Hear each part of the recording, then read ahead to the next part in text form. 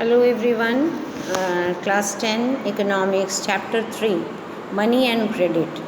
So till now I have explained terms of credit. What is credit and what are the terms on which credit is given to the people, those who are desirous, those who go to get credit or finance or loan from various sources. So, terms of credit in formal sources that I am going to explain today, and formal sector credit ki how many people they go and they are getting this from the available sources of credit in formal sector. So we have seen through this picture, you will know that in rural areas this graphs will show you that sources of credit per rupees 1000 of rural household in India in 2011, that this picture depicts. Okay, what percentage of rural population in India are getting the credit from formal and whether they still depend on informal sources where the cost of borrowing is too much. So we have seen till now that terms of credit include the amount which the people take from the banks. Number two, interest rate on which the loan is given, and it varies with the types of credit. Means various types of credits is given for various purposes, and that is why the interest rate and terms also vary. Third thing which is present is the term of loan, terms of credit, means on what term or for how many years it is given and what will be the mode of repayment.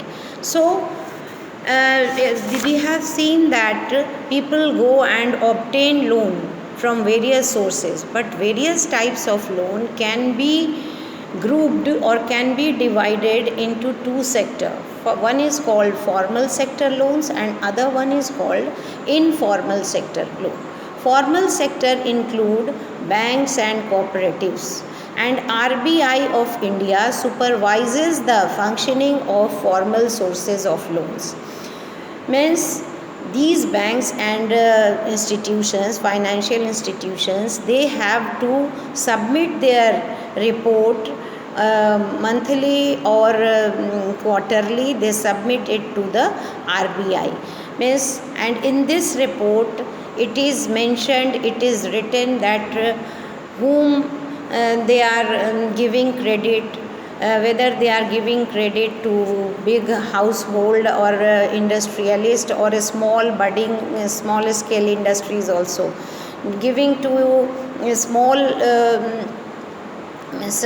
borrower or big borrowers, means these type of, and what is the rate of interest, whether they are maintaining cash balance or not, that have been that is the guideline given to them by the RBI.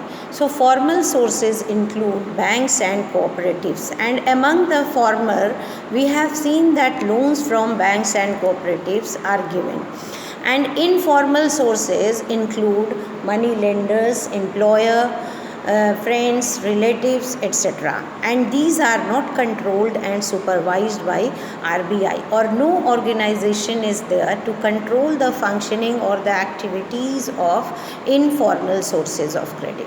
Now, let us come to what is RBI and how it controls and supervises the loan giving activities or other activities of public sector banks or other private banks or financial institutions. So Reserve Bank of India is the central bank. It is also known as government's bank or bankers bank. For instance, if we have seen that banks maintain a minimum cash balance they have to keep. The money has been deposited by the depositor, but all the money the bank can't use to use to give loan, disburse loan to others to make money. Some part of the deposited money has to be kept by the bank in cash. And why this cash is maintained by the bank? So that if any time the borrowers will come to get their money, means the depositor, not borrower, the depositor will come to withdraw their money, then that time bank will become able to provide them their money that they wanted to withdraw. So RBI monitors the bank in actually maintaining the cash balance, whether they are maintaining the cash balance or whether they are able or not to return the depositors' money when they will come to the bank. The RBI sees that the bank gives loan not just to profit making businesses and traders, but also to small cultivators, small scale industries, to small borrowers also, because these are also the part of the society, part of the country. And if the bank will not provide them the credit, then how the social welfare will increase, or equality will come to the society. That is why RBI keeps his eye on the functioning of the bank, and it sees that whom they are giving, what interest rate are charging, and they are doing only profit making activities or generating welfare also in the society. So periodically banks have to submit information, monthly or quarterly they submit information to the RBI about their functioning, about their activity, कि how much they are lending and whom they are lending and what is the interest rate that is being charged by them. There is no organization which supervises the activities of lenders in the informal sources. So RBI is there to supervise and monitor the formal sources, but informal sources, friends, relatives or money lenders, there is no organization to supervise their functioning and to monitor them or to instruct them about their functioning and activities. They can lend at whatever interest they choose or they charges. Yes, they are free. They are supposed to charge any interest because nobody is there to see them, to guide them. So it is very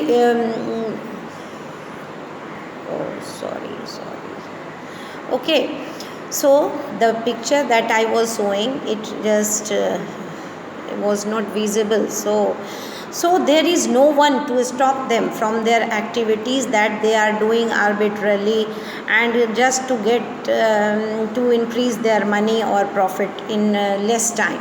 So when we compare the activities of formal lenders with the informal lenders, what we see that informal sources or informal lenders, money lenders, etc., they charge a much higher rate of interest on loan from the borrowers than the formal sources, and thus the cost of the borrowing in informal sources is much higher than the formal sources. Its cost of borrowing is much higher, and higher cost of borrowings means a large part of their earning will go to repay the loan.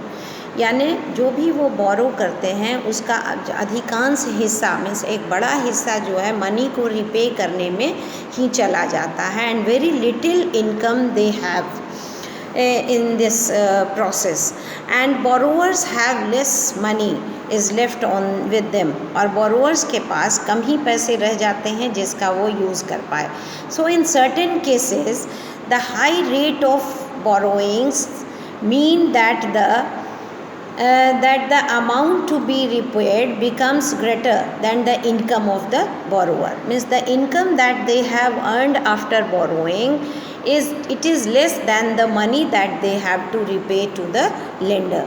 This could lead to increasing debt, and that is why the debt is increasing with them, and they are in a debt trap, and the borrowing has not helped them, or it has not played a positive role for the borrower.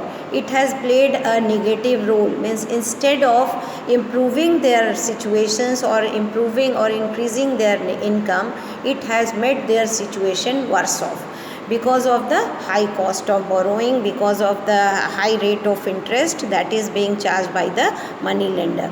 So for these reasons, banks and cooperative societies need to lend more. That is why more lending should be done by banks and cooperatives, because they provide cheap and flexible terms. On flexible terms, the credit is given by these formal sources. This would lead to higher income, and this would create more welfare and increase the income of the poor people or the weaker section, those who are trying and those who have come to get loan to improve their situation or to make more earning, to have a comfortable or decent life.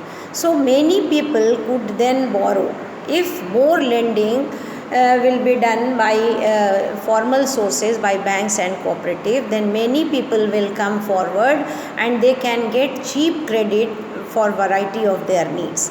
They could grow crops, they could do business, they can set up a small scale industries, and many more things they can do, and in this way the society and the country will progress or develop. So cheap and affordable credit is very necessary, is very crucial for the country's development, because if credit is not cheap and not given on flexible term or terms which is acceptable by the people, then it will become costlier or it will not generate improve the situation of the people or reduce the inequality among the people. So formal and informal credit, and who gets what, means how much, what percentage of our population living in rural area or in urban areas, they are getting credit from where. These have been shown by graph 2. Here graph 2 shows that poor household, 85% of poor household, they are not able to get credit from formal sources. Only 15% of them. So of all the loans taken by urban household, what we see that what percentage was formal and what percentage was informal. So household with few assets, that has been shown here. Purple color shows that percent of loan from formal sources. So poor household, 85% of poor household, they depend on informal sources, and only 15% are able to get loan from formal. Household with few assets, it shows that percent of loan from the formal sector, 53% is taking from formal, and 47% they still 47% is from formal. It is not purple, it is just looking like pink, but it is purple. 47% is taking from formal, and 53% they have few assets, so they still depend on informal sources, because if they will go to formal sources, they will ask collateral, and they do not have asset to submit it and get the loan. That is why they still depend on informal sources. Then well-off household में 72% of the well-off, means those who are in better situation, those whose earning is much more, and those who have asset, वहाँ पे हम क्या देखते हैं कि 72% of them, they are getting loan from formal sources, because they are aware, they are educated, they have asset, and there is more numbers of formal sources branches. So that is why they are availing it. And the last picture, it shows that 90% of rich household, rich में 90% they go to formal sources. They have everything, and they are availing this loan from formal sources, where they are getting cheap credit. Actually this cheap credit is needed by weaker section, the poor household, but still they are unable to get it from there because of not having asset or collateral with them. So in this way we have seen that in India, still in rural areas or in poor household, more than 50% of the people, they are not able to get it from the formal sources. So if we really want to expand formal sources and make it the credit available for the masses, for the poor people, and for the country's development, then it must be made available, or it must be made present for the people irrespective of their economic and social status. So formal and informal credit, who gets what? This have been shown from the picture. So graph 2 shows the importance of formal and informal sources of credit for people in urban areas. The people are divided into four groups. Means according to this graph, there are four types of people living: poor household, household with few assets, well-off household, and rich household. Means there are four categories of person, and which category depends on which type of loan, formal or informal. This has been depicted through the picture. Now, most loans from the informal lenders carry a very high rate of interest. So what we have seen, that if people are going to informal sources, it means that the cost of borrowing will be much more because of the higher interest rate being charged by them, and little there is and do little to increase the income of the. So that is why these type of loans taken from the informal sources, it is of very little use to increase or improve the situation of the poor people.